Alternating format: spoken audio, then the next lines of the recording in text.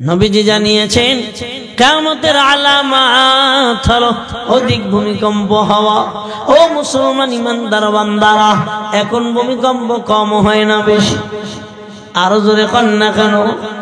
সবাই মিলে বলেন বেশি হচ্ছে রে বাবা। সাবধান, কখন জানি ইসরাফিলের সিংহায় ফুৎকারের মাধ্যমে ভূমিকম্প শুরু হয়ে যায়। ভালোভাবে লক্ষ্য করেন রে বাবা। আল্লাহ বলেন ইদা সুলসিলাতিল আরদু জিলজালাহা ওয়া আখরাজাতিল আরদু আসফালাহা ওয়া ক্বালাল ইনসানু মা লাহা। ও বান্দা, আমার আল্লাহ জানা দেয় যখন ভূমিকম্প শুরু হয়ে যাবে, এই ভূমিকম্পের ভিতরে যত খনিজ পদার্থ আছে, যত ভারী জিনিস আল্লাহ রেখেছেন, সব আমার দয়ার মালিক বের করে দিবেন। মানুষেরা বলতে থাকবে এ দুনিয়ার কি হলো রে। ভূমিকম্প শুরু হয়ে গেলে বান্দারা এবার চিৎকার দেওয়া শুরু করে, কি হইল? এমন একটা দিন আসবে রে বাবা, ওই দিন বান্দারা বলবে কি হইল, কি হইল, কি হইল। রে আল্লাহর বান্দারা, নবীজি আমার ডেকে বলেন যত সময় পর্যন্ত দুনিয়ার মানুষ মৃত্যুবরণ না করবে, তত সময় পর্যন্ত ইসরাফিলের সিংহায় ফুৎকার চলতে থাকবে আর দুনিয়াটা কম্পমান থাকবে। যত সময় পর্যন্ত মানুষ দুনিয়াটা বিদায় না নিবে। ওরে আল্লাহর বান্দারা, ভালোভাবে লক্ষ্য করেন, সিংহায় ফুৎকার দিতে দিতে দিতে দিতে আওয়াজ দিতে দিতে এমন বিকট আওয়াজ দুনিয়ার মানুষগুলা মৃত্যুবরণ করবেন রে বাবা। এক পর্যায়ে দুনিয়ায় কোনো মানুষ থাকবে না। যখন কোনো মানুষ থাকবে না, তো ভালোভাবে লক্ষ্য করে শোনো, আল্লাহ রাব্বুল আলামিন আরশ বহনকারী ফেরেশতা তারা থাকবে না, আসমান বহনকারী ফেরেশতা তারা থাকবে না, এই জিকিররত ফেরেশতা তারাও থাকবে না রে বাবা। শুধু তাই না, এই দুনিয়ার ভিতরে বেষ্টন করে রেখেছেন আল্লাহ ফেরেশতা, ওই কেউ থাকবে না, সব দুনিয়া থেকে বিদায় নিবেন। আমার আল্লাহ ডাকবেন ও আজরাইল, একটু বলো না এই দুনিয়ার জমিনে আর কে আছে? মান বাকিয়া ইয়া আজরাইল। ভালোভাবে লক্ষ্য করেন রে বাবা। এই আল্লাহর বান্দারা, আল্লাহর বান্দারা ভালোভাবে লক্ষ্য করেন, কিয়ামতের ময়দান যখন এভাবে শুরু হয়ে যাবে, আল্লাহ ডাক দিয়ে বলবে, এবার হযরতে আজরাইল বলবেন ও আল্লাহ, জিবরাইল, মিকাইল, ইসরাফিল আর আসি আমি, আর তো কেউ নাই। আল্লাহ ডাক দিয়া বলবেন আজরাইল, এবার জিবরাইলের জানটা কবজ করে নাও। এবার হযরত জিবরাইলের কাছে হযরতে মালাকুল মউত চলে যাবেন। মালাকুল মউত গিয়ে ডাক দিয়ে বলবেন, ও ভাই জিবরাইল, দুনিয়া থেকে যাওয়ার সময় হয়েছে। জিবরাইল তখন সাজদায় থাকবে, জিবরাইল তখন রুকু করতে থাকবে রে বাবা। এমন তো অবস্থায় হযরতে জিবরাইলের জানটা কবজ করার আগে জিবরাইল ডাক দিয়ে বলবে, আল্লাহ, মৃত্যুর যন্ত্রণা থেকে আমি নাজাত চাই, মেহেরবানি করে তুমি মৃত্যু দিও না রে মালিক। ও আল্লাহ, তুমি মৃত্যু দিও না। এমনি ভাবে আজরাইল তাকে জড়ায় ধরবেন, চাপ মারবেন। যখন হযরতে জিবরাইলকে চাপ মারবেন, জিবরাইলের রূহটা বের হয়ে যাবে, একটা দেহ মাটির উপরে পড়ে যাবে। এরপরে আবার আল্লাহর কাছে যাবেন। আল্লাহ ডাক দিয়া বলবেন, আজরাইল, বলো না আর কে বাকি আছে? আজরাইল বলবেন, আল্লাহ, মিকাইল, ইসরাফিল আর আমি আজরাইল বাকি আছি, আর কেউ বাকি নাই। এবার আল্লাহ ডাক দিয়া বলবেন, এবার মিকাইলের কাছে চলে যাও। মিকাইলের কাছে গিয়ে দেখবে পানি নিয়ে দাঁড়ায় রয়েছে। ডাক দিয়া বলবে, কার জন্য দাঁড়ায় আছো? খাওয়ার মতন কেউ নাই, সবাই দুনিয়াতে বিদায় হয়ে গেছে। মিকাইলকে ডাক দিয়া বলবে, ও মিকাইল, দুনিয়া থেকে তোমার যাওয়ার সময় হয়ে গেছে। মিকাইল আল্লাহর দরবারে ডাক দিয়া বলবেন, ও আল্লাহ, মৃত্যুর যন্ত্রণা থেকে বাঁচাও। মৃত্যুর যন্ত্রণা দিও না রে আল্লাহ।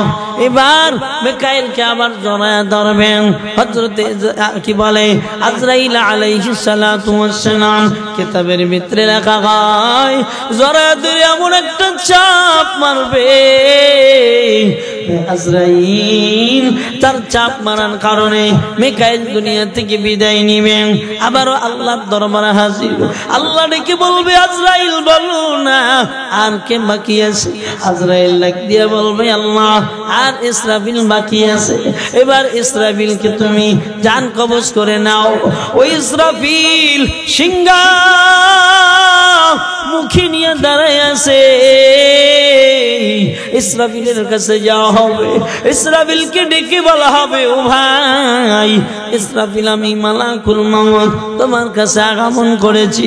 শোনো না আল্লাহ তোমাকে যাওয়ার জন্য বলেছে, জান কবজ করার জন্য এসেছি।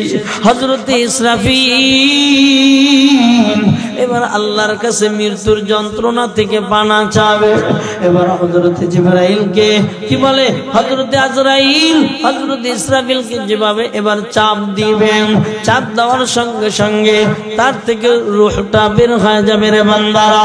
শোনো কয় ইসরাফিলের এত বড় দেহ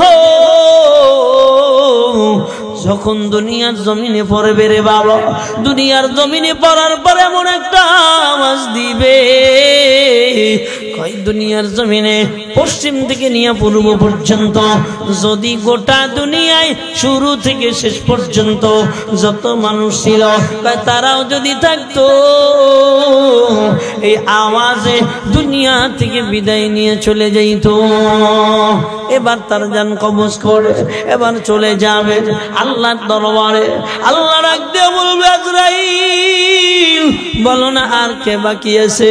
আজরাইল ডাক দিয়ে বলবেন ও আল্লাহ আর তো কেউ বাকি নাই, আপনি বাকি আমি বাকি, আপনি বাকি থাকবেন। আয়াবকা আজহু রাব্বিকা যু জালালি ওয়াল ইকরাম। ও আল্লাহর বান্দারা আল্লাহ আপনি বাকি থাকবেন আমি তো থাকবো না। আল্লাহ ডেকে বলবেন ও আজরাইল জান্নাত এবং জাহান্নামের মাঝে দাঁড়ায় যাও। মানুষের জানটা যেমনি ভাবে কবজ করেছো তেমনি ভাবে এবার তোমার জানটাও কবজ করে নিয়ে যাও। নবীজি বলেন এবং জান্নাত জাহান্নাম উভয়ের মাঝখানে দাঁড়ায় যাবেন। হযরতে আজরাইল আলাইহিস সালাতু ওয়াস সালাম যখন দাঁড়ায় যাবে নিজের উপরে এবার মৃত্যুকে ঢেলে দেওয়া হবে। তখন তিনি চিৎকার মেরে ডাক দিয়ে বলবেন আল্লাহ মৃত্যুর যন্ত্রণা এত কঠিন, ও দয়ার মালিক আল্লাহ এটা যদি জানতাম আমি মুমিনের জান কবজ করতাম না। আল্লাহ নবীনগরের মুসলমান বাবাজি আল্লাহর বান্দারা হায়াতের মালিক আল্লাহ, মওতের মালিক আল্লাহ। এত সুন্দর আল্লাহ হায়াত দিলেন, এত সুন্দর আল্লাহ দুটো চক্ষু দান করলেন, জবান দান করলেন, এত সুন্দর আল্লাহ হাত দান করলেন, এত সুন্দর আল্লাহ পা দান করলেন রে বাবা। এত সুন্দর করে আমি বানাইলাম, আমি আল্লাহ নিখুঁত বানাই নাই। তোমার ঘর নিখুঁত বানাইয়া বারবার তাকাও কোন জায়গায় কোন সমস্যা আছে রে বান্দা। দুনিয়ার জমিনে তোমার ঘর নিখুঁত রাখতে চাও, আল্লাহ জানায় বান্দা এত সুন্দর করে বানাইলাম, এত সুন্দর করে বানিয়েছি জাহান্নাম থেকে মুক্তি দিয়া জান্নাতের মালিক বানায় দিমু রে বান্দা। দুনিয়ার জমিনে তুমি যারা পরিমাণ যদি ভালো কাজ করো আমি আল্লাহ প্রতিদান দিয়ে দিমু যারা পরিমাণ। শুধু বলবা সুবহানাল্লাহ ওয়ালহামদুলিল্লাহ ওয়ালা ইলাহা ইল্লাল্লাহ আল্লাহু আকবার। বান্দা ছোট ছোট আমল করবা, জবান দিয়া বলবা সুবহানাল্লাহ, জবান দিয়া বলবা আলহামদুলিল্লাহ, জবান দিয়া বলবা আল্লাহু আকবার। ও বান্দা, আমার মালিক জানা দেয় এই দুনিয়ার জমিনে ছোট ছোট যে আমলগুলা করবা, একটা আমল আমি আল্লাহ তোমার কি করব না, বেহুদা করে দিব না, নষ্ট করে দিব না রে বান্দা। প্রত্যেকটা আমল আমি আল্লাহ যখন তোমাকে বিচারের ফয়সালার জন্য দাঁড় করা দিব, ওই দিন তোমার এমন বিচারের ফয়সালায় তোমার আমলগুলা দিয়ে দিব, ও বান্দারা এক জাররা পরিমাণ কমতি করা হবে না। ভালো যদি করো ভালোটা পেয়ে যাইবা, খারাপ যদি করো খারাপটা পেয়ে যাইবা। ও আম্মা জান, বেপর্দা করবা বেপর্দার সাজা পেয়ে যাইবা, পর্দা করবা পর্দার জাযা পেয়ে যাইবা। ও যুবক ও নওজোয়ান, দুনিয়ার জমিনে রে বান্দা, এই দুনিয়ার জমিনে ভালো কাজ করবা তুমি তার জাযা পেয়ে যাইবা, খারাপ কাজ করবা তুমি তার সাজা পেয়ে যাইবা। শোনো না, আমার আল্লাহ জানায় কিরামান কাতিবিনা ইয়ালামুনা মা তাফআলুন। ও বান্দা, দুনিয়ায় তুমি যা করোই না কেন রে বান্দা, লক্ষ্য করো আল্লাহ বলে আমার কিরামান কাতিবিন, সম্মানিত লেখকগণ তোমার কাঁধে দাঁড়াইয়া দাঁড়াইয়া লিখতেছে। ও ভাই লাইনে তাকাও, আল্লাহ বান্দা ফেরেশতা দিয়ে লেখেন, এই খারাপ কথা বলো আল্লাহ তোমার জবানের কথা লেখেন। এই দুনিয়ার জমিনে তুমি যেমন কথা বলো আল্লাহ সেটাও লেখে, ভালো বললে লেখে, খারাপ বললে লেখে, ভালো রাস্তায় চললে লেখে, খারাপ রাস্তায় চললে লেখে। কথা কোন ঠিক কিনা? যেভাবেই চলো লেখনি জানা এরা লিখতেছে, মা ইয়ালফিযু মিন কাউলিন ইল্লা লাদাইহি রাকীবুন আতীদ। দুনিয়ার জমিনে আপনি আর আমি যে বাক্যই আলোচনা করি না কেন, আল্লাহ রাব্বুল আলামিন এগুলা রেকর্ড করাচ্ছে, ভিডিও করাচ্ছে, লিপিবদ্ধ করাচ্ছে। যেদিন কিয়ামতের ময়দান, ওয়াল ওয়াজনু ইয়াউমা ইযিনিল হক, যেদিন দাঁড় করায় দিবেন আল্লাহ, ওই দিন বোঝা যাবে যে আল্লাহ কত ইনসাফওয়ালা। সুবহানাল্লাহ বলে এর নবীনগরের মুসলমান ইমানদার আল্লাহর বান্দারা, দুনিয়ার জমিনে সাবধান, আল্লাহর ভয় নিয়ে চলার চেষ্টা করো রে বোন। এ যুবতী সাবধান, আল্লাহর ভয় নিয়ে চলার চেষ্টা করো। দুনিয়ার জমিনে যদি আল্লাহর ভয় না নিয়ে চলো, ডাইনে চলবা গুনাহ, বামে চলবা গুনাহ, সামনে চলবা গুনাহ, পিছনে চলবা গুনাহ, সব জায়গায় গুনাহ। আল্লাহর ভয় যদি থাকে গুনাহ থেকে বাঁচা সম্ভব, আর না হয় গুনাহ থেকে বাঁচা সম্ভব না। কথা বলেন ঠিক কিনা? এ যুবক নওজোয়ান আল্লাহর বান্দারা, ভাই বিদেশে থাকে, এমন যুবক আছে ভাবির সঙ্গে অপকর্ম করে। কথা বলেন না? এমনকি চাচা বাতিজার বেডি বাড়ি থেকে, বাতিজা বিদাস, চাচায় এমন জিনা করে, বিচার করে।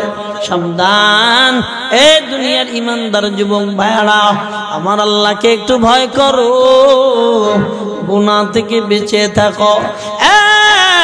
আদনা সে আদনা জাররা পরিমাণ তোমার হিসাব আল্লাহর কাঠ গড়ায় দেওয়া লাগবে কি লাগবে না? কথা বলেন। নবীজির একজন সাহাবী হযরতে থালাবা, যুবক 15 থেকে 17 বছর বয়স। এই নওজোয়ান যুবক ভাইরা ভালোভাবে লক্ষ্য করেন, এই থালাবা নবীজি বলতেন, ও থালাবা এই খবরটা অমুক জায়গায় পৌঁছায় দাও, এই খবরটা অমুক জায়গায় পৌঁছায় দাও। হযরতে থালাবা এভাবে এদিক সেদিক করে দৌড়াতেন। নওজোয়ান যুবক বান্দা 15 থেকে 17 18 বছর বয়স। কিতাবের ভিতরে লেখা হয় থালাবা রাস্তা দিয়া গমন করিতেছে, হঠাৎ করে একটা বাড়ির দরজায় এবার চোখ পড়ে গেছে। যখন চোখ পড়ে গেছে, ঘরের ভিতরের নারী হযরতে থালাবার দিকে, ঘরের ভিতরের নারীর দিকে থালাবার চোখ পড়ে গেছে। থালাবা এখানে দাঁড়াইয়া আল্লাহর ভয়, নিজের ভিতরে ভয় শুরু হয়ে গেছে। থালাবা ডাক দিয়া বলে, ওরে মালিক, আমার চোখ কোথায় গিয়েছে? যদি আল্লাহর নবীর কাছে আল্লাহ কোরআনের আয়াত নাযিল করে জানায়া দেয়, আমি থালাবা আমার মুখ দেখাইতে পারবো না। এই যুবক ভাইরা, ভাবি বাড়ি তাকানো হালাল না হারাম? জোরে খান, হারাম না হালাল? খালাতো বোন, চাচাতো বোন, ফুফাতো বোন, মামাতো বোন, তাকানো হালাল না হারাম? যত সম্ভব বেঁচে থাকার চেষ্টা করা। কেন? তাদের দিক যদি তাকাও, মালিকের কাছে কি জবাব দিবা? কথা বলেন ঠিক কি না? আল্লাহ আমাকে হেদায়েত দান করেন, আপনাদেরকে। মানে জোরে কমেন না, ইকু কমান, রিভাব দেন। হযরতে থালাবা এবার দাঁড়ায় গেলেন। হযরতে থালাবা এবার দাঁড়াইয়া আসমানের দিকে মাথা তুলে তাকায় আর ডেকে বলে, ও মালিক, আমার বিরুদ্ধে যদি তুমি আল্লাহর, ও মালিক, আমার বিরুদ্ধে যদি তোমার হাবিবের কাছে কোরআন আয়াত নাযিল করে জানায়া দাও, আমি থালাবার চোখ অন্য নারীদের উপরে চলে গিয়েছে, আমি আমার নবীকে আর মুখ দেখাইতে পারবো না, আমার নবীজি আমাকে বড় ভালোবাসে। হযরতে থালাবা রাদিয়াল্লাহু তাআলা আনহু এবার জঙ্গলে চলে গেলেন, পাহাড়ের উপরে। শুনো, আল্লাহর ভয় যার ভিতরে হয়, দুনিয়ায় গুনাহ করে না, গুনাহ থেকে বেঁচে থাকে। চিল্লা এখন ঠিক কিনা? হযরতে থালাবার কথা নবী জিজ্ঞাসা করে, এই আমার থালাবা কোথায় বলো? কেউ থালাবার খবর জানেন না। দীর্ঘ 40 দিন পর্যন্ত অতিক্রম হয়ে যায়। নবী ডেকে বলেন, ও সাহাবীরা, আমার থালাবার খবরটা জানা দাও। সাহাবীরা বলেন, ইয়া রাসূলুল্লাহ, থালাবার খবর তো আমাদের কাছে নাই। নবীজি ডেকে বলেন, ও ওমর, ও সালমান, আমার থালাবা কোথায় একটু খবর নাও। হযরত ওমর এবার রওনা করলেন, পাহাড়ের পদদেশ ঘিরে চলতেছে। সামনে আগায় দেখে এমনি ভাবে বান্দারা বকরি চড়াচ্ছে, বকরি চড়াচ্ছে, উট চড়াচ্ছে। ওনাদেরকে ডেকে বলা হয়, তোমরা এমন সুঠামে সাঠামে একটা নওজোয়ানকে দেখেছো কি? ওই রাখালেরা ডেকে বলেন, না, তবে আমরা একটা জীর্ণ শীর্ণ শরীরের একটা যুবক দেখতেছি। বারবার কয়, প্রতিদিন একবারের জন্য একটা পেয়ালা নিয়ে বের হয়, দুধ দহন কইরা খাইয়া আমার উপরে চইলা যায়। হযরত ওমর ডেকে বলেন, এ তো আর কেউ না, এই হবে থালাবা। খালি চোখ গেছে, দরজার ভিতর দিয়ে কি খালি চোখ গেছে। আমি মৌলবীর অবস্থা কি হবে? কি আপনার অবস্থা কি হবে? হবে কি? হযরতে থালাবা ওই জঙ্গল পাহাড়ের উপর ওখানে বসে ডাকে, ও মালিক, আমার বিরুদ্ধে আমার নবীর দরবারে কোরআনের আয়াত নাযিল করে দিও না। আমি কোনোদিন মুখ দেখাইতে পারবো না রে আল্লাহ। কান্না করতেছে, কান্না করতেছে, কান্না করতেছে। হযরত ওমরের আগামান হযরত ওমর রাদিয়াল্লাহু তাআলা আনহু বলেন, ও সালমান ভাই আমার, থালাবা যদি ওখানে থাকে তো দিনে একবার আসবে, আমরা এখানে দাঁড়ায় থাকি, থালাবার আসার টাইম হয়ে গেছে। এবার থালাবা একটা পেয়ালা হাতে নিয়ে পাহাড়ের উপর থেকে নেমেছে। পাহাড়ের উপর থেকে নামার পর জীর্ণ শীর্ণ হয়ে গেছে, আগের সুঠামে দেখো আর এখন দেখা যাচ্ছে না। ওমর ডাক দিয়া বলে, ও থালাবা চলো না, আমার মায়ার নবী তোমায় যেতে বলেছে। হযরতে থালাবা রাদিয়াল্লাহু তাআলা আনহু বলেন, না আমি যাব না। কয়, হ্যাঁ তুমি যদি না যাও তোমাকে জোর করে নিয়ে যাওয়া হবে। থালাবা মনে মনে চিন্তা করলেন, নবী যেহেতু যেতে বলেছে, না যেহেতু মারা যায় না, নবীর কথা শোনা লাগবে, নবী ডেকেছে, নবীর ডাকে সাড়া দেওয়া লাগবে ফরজ। আমি যদি না দেই তো আমার এই কান্নার কোনো মূল্য নাই।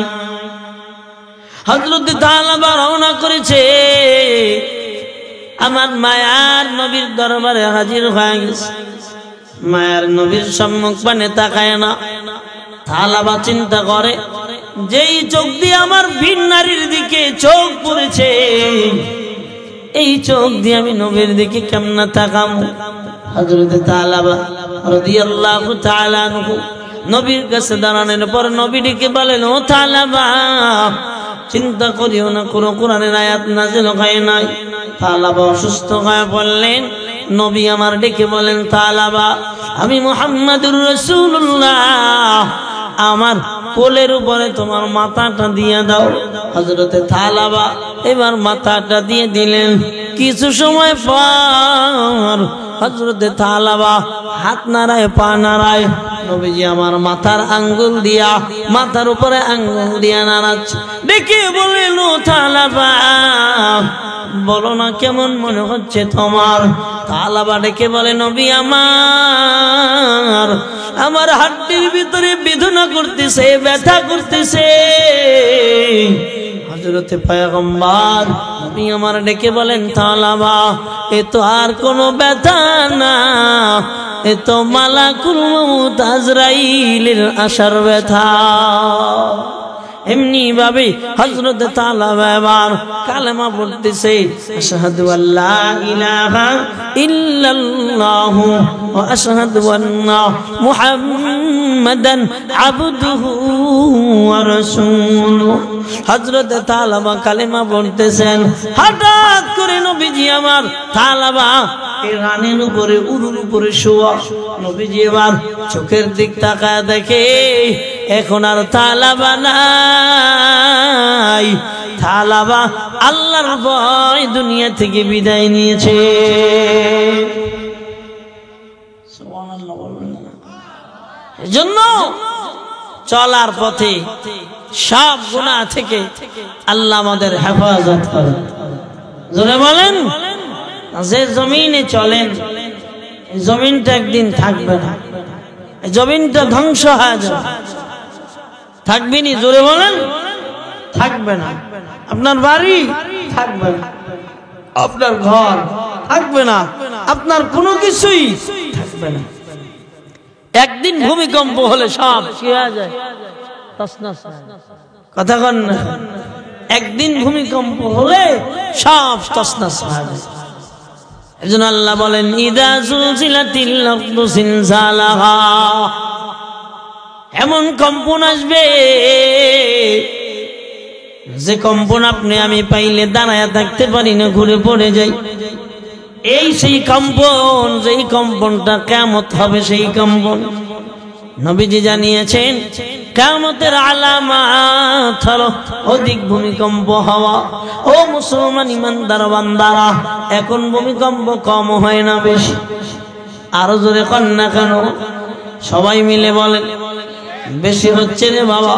সাবধান, কখন জানি ইসরাফিলের সিংহায় ফুৎকারের মাধ্যমে ভূমিকম্প শুরু হয়ে যায়। ভালোভাবে লক্ষ্য করেন রে বাবা, আল্লাহ বলেন ইদা সুলসিলাতিল আরদু জিলজালাহা ওয়া আখরাজাতিল আরদু আসফালাহা ওয়া ক্বালাল ইনসানু মা লাহা। ও বান্দা, আমার আল্লাহ জানা দেয় যখন ভূমিকম্প শুরু হয়ে যাবে, এই ভূমিকম্পের ভিতরে যত খনিজ পদার্থ আছে, যত ভারী জিনিস আল্লাহ রেখেছেন, সব আমার দয়ার মালিক বের করে দিবেন। মানুষেরা বলতে থাকবে এ দুনিয়ার কি হলো রে। ভূমিকম্প শুরু হয়ে গেলে বান্দারা এবার চিৎকার দেওয়া শুরু করে, কি হইল? এমন একটা দিন আসবে রে বাবা, ওই দিন বান্দারা বলবে কি হইল, কি হইল, কি হইল। রে আল্লাহর বান্দারা, নবীজি আমার ডেকে বলেন যত সময় পর্যন্ত দুনিয়ার মানুষ মৃত্যুবরণ না করবে, তত সময় পর্যন্ত ইসরাফিলের সিংহায় ফুৎকার চলতে থাকবে আর দুনিয়াটা কম্পমান থাকবে।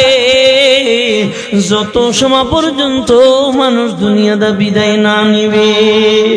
ওরে আল্লাহর বান্দারা, ভালোভাবে লক্ষ্য করেন, সিংহায় ফুৎকার দিতে দিতে দিতে দিতে আওয়াজ দিতে দিতে এমন বিকট আওয়াজ, দুনিয়ার মানুষগুলা মৃত্যুবরণ করবেন রে বাবা।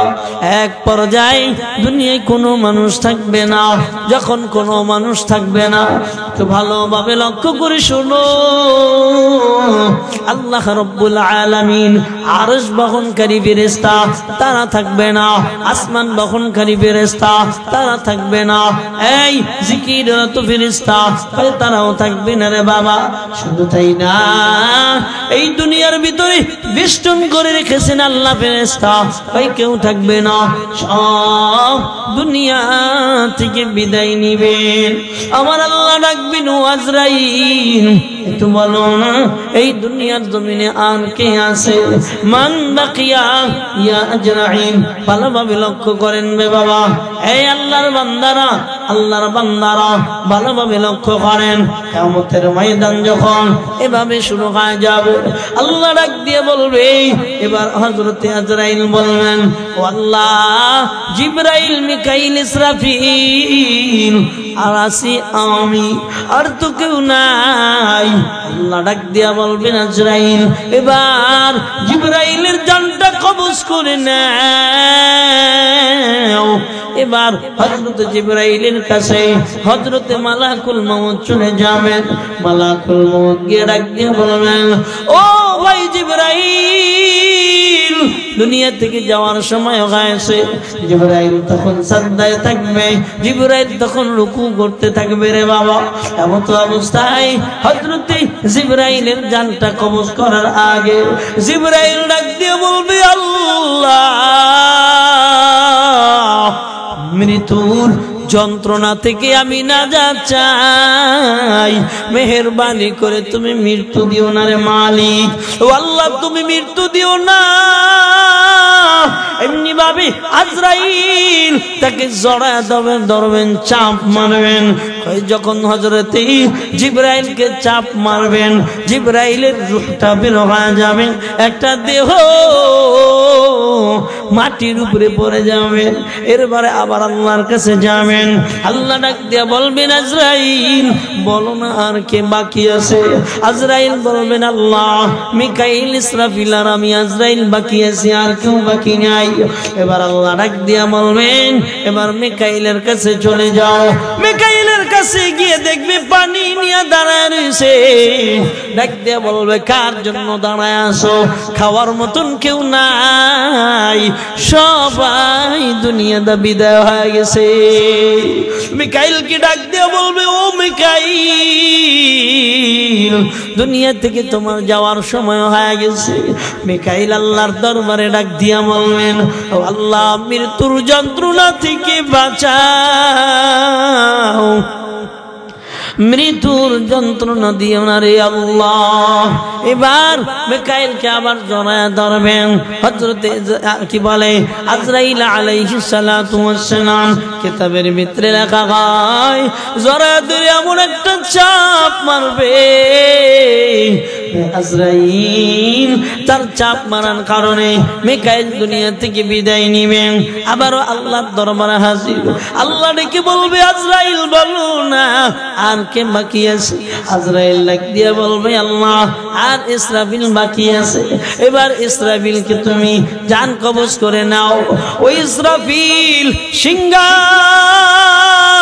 মুখে নিয়ে দাঁড়ায় আছে। ইসরাফিলের কাছে যাওয়া হবে, ইসরাফিলকে ডেকে বলা হবে ও ভাই ইসরাফিল আমি মালাকুল মউত তোমার কাছে আগমন করেছি, শোনো না আল্লাহ তোমাকে যাওয়ার জন্য বলেছে, জান কবজ করার জন্য এসেছি। হযরত ইসরাফিল এবার আল্লাহর কাছে মৃত্যুর যন্ত্রণা থেকে পানা চাবে। এবার হযরত জিবরাইলকে কি বলে, হযরত আজরাইল হযরত ইসরাফিলকে যেভাবে এবার চাপ দিবেন, চাপ দেওয়ার সঙ্গে সঙ্গে তার থেকে রূহটা বের হয়ে যাবে। রে বান্দারা শোনো, কয় ইসরাফিলের এত বড় দেহ যখন দুনিয়ার জমিনে পড়বে রে বাবা, দুনিয়ার জমিনে পড়ার পরে এমন একটা আওয়াজ দিবে, কয় দুনিয়ার জমিনে পশ্চিম থেকে নিয়ে পূর্ব পর্যন্ত যদি গোটা দুনিয়ায় শুরু থেকে শেষ পর্যন্ত যত মানুষ ছিল কয় তারাও যদি থাকতো, এই আওয়াজে দুনিয়া থেকে বিদায় নিয়ে চলে যাইত। এবার তার জান কবজ করে এবার চলে যাবে আল্লাহর দরবারে। আল্লাহ ডাক দিয়ে বলবে আজরাইল বলো না আর কে বাকি আছে। আজরাইল ডাক দিয়ে বলবেন ও আল্লাহ আর তো কেউ বাকি নাই, আপনি বাকি আমি বাকি, আপনি বাকি থাকবেন। আয়াবকা আজহু রাব্বিকা যু জালালি ওয়াল ইকরাম। ও আল্লাহর বান্দারা, আল্লাহ আপনি বাকি থাকবেন আমি তো থাকবো না। আল্লাহ ডেকে বলবেন ও আজরাইল জান্নাত এবং জাহান্নামের মাঝে দাঁড়ায় যাও। মানুষের জানটা যেমনি ভাবে কবজ করেছো তেমনি ভাবে এবার তোমার জানটাও কবজ করে নিয়ে যাও। নবীজি বলেন এবং জান্নাত জাহান্নাম উভয়ের মাঝখানে দাঁড়ায় যাবেন। হযরতে আজরাইল আলাইহিস সালাতু ওয়াস সালাম যখন দাঁড়ায় যাবে নিজের উপরে এবার মৃত্যুকে ঢেলে দেওয়া হবে, তখন তিনি চিৎকার মেরে ডাক দিয়ে বলবেন আল্লাহ মৃত্যুর যন্ত্রণা এত কঠিন, ও দয়ার মালিক আল্লাহ এটা যদি জানতাম আমি মুমিনের জান কবজ করতাম না। আল্লাহ মৃত্যুর যন্ত্রণা যখন ঢেলে দেওয়া হবে জান্নাত আর জাহান্নামের মধ্যবর্তী জায়গা, আজরাইল এবার দুনিয়া থেকে কি হয়ে যাবে, দুনিয়া থেকে বিদায় হয়ে যাবে। আল্লাহ এবার ডাক দিবে লিমানিল মুলকুল ইয়াউম, কে আসো আজকে রাজত্বের মালিক, কে আসো দাঁড়ায় যাও। এ ক্ষমতা ধরেরা কে আসো আজকে দাঁড়ায় যাও। ও মন্ত্রী মিনিস্টারেরা কে আসো আজকে দাঁড়ায় যাও। ও ফিরাউন হামান কামান বড় বড় লিডারেরা এই আজকের রাজত্বটা কার? লিমানিল মুলকুল ইয়াউম, আজকের রাজত্বটা কার? শোনো ময়দানে মাহশার থেকে কোনো আওয়াজ হবে না, এবার তার থেকে আল্লাহর থেকে আওয়াজ আসবে লিমানিল মুলকুল ইয়াউমা আল মুলকু লিল্লাহিল ওয়াহিদিল কাহ্হার। আজকের রাজত্ব একমাত্র রাজত্ব কার? একটু চিল্লে বলেন, জোরে বলেন, আর জোরে আওয়াজ দেন কার? আজকের রাজত্ব আমি আল্লাহ, কেউ নাই, কেউ নাই। এবার আল্লাহর দরবার থেকে একটা দরিয়া থেকে এবার বৃষ্টির মতন পড়তে থাকবে। এবার যখন বৃষ্টির মতন পড়তে থাকবে এই জমিনের ভিতরে 40 বছর এভাবে যখন পড়তে থাকবে, আপনি আর আমি যেমনি ভাবে এই মাটির ভিতরে উবরাইয়া কিয়ামতের ময়দানে মানুষ থাকবে। এ বান্দারা এই মানুষগুলা যখন সব মাটি হয়ে যাবে রে বান্দা শুনে না দাও, আসমানের ওই পানি যখন বর্ষণ হবে ওই দুনিয়ার জমিনে উপরের পানি পড়লে যেমন শস্য শ্যামল গজায়, ঠিক আল্লাহর ওই পানি যখন পড়বে ও বান্দারা, তখন আল্লাহ বান্দাদেরকে এভাবে গজাইতে থাকবেন। চিল্লা এখন সুবহানাল্লাহ। ও আল্লাহর বান্দারা, সর্বপ্রথম আল্লাহ হযরত ইসরাফিলকে কি করবেন, আবার এখান থেকে উঠাইবেন। এবার উঠাইয়া আবারও সিংহায় ফুৎকার দিয়া দিবে ইসরাফিলের মাধ্যমে। রে বাবা শোনো না, কিতাবের ভিতরে লেখা হয় নবীজি আমার জানা দেয় সিংহায় এই পরিমাণ ছিদ্র থাকবে। ও আল্লাহর বান্দারা, দুনিয়ায় যত মানুষ আসবে সব মানুষের সমান সিংহায় ছিদ্র থাকবে। ডাকতে থাকবে, ডাকতে থাকবে, ফুৎকার দিতে থাকবে রে বান্দা, মানুষগুলো উঠতে থাকবে।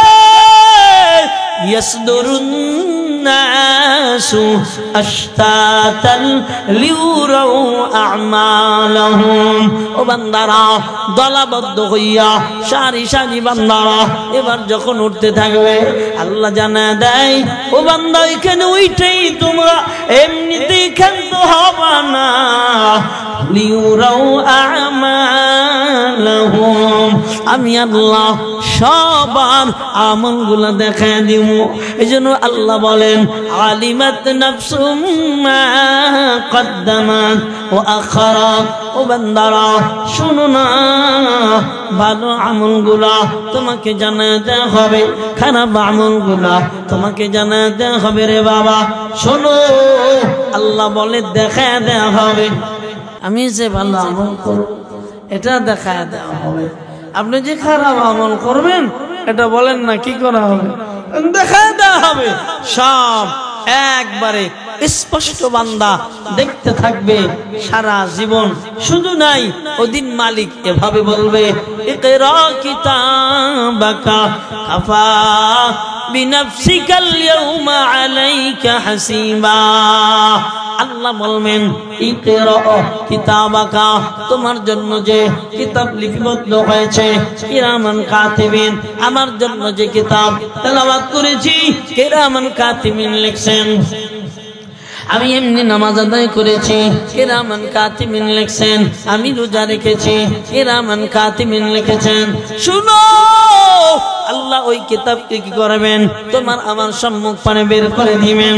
আল্লাহ ডেকে বলবেন পড়ো। আজকে অন্য কারো দরকার হবে না, তুমি যথেষ্ট রে বান্দা।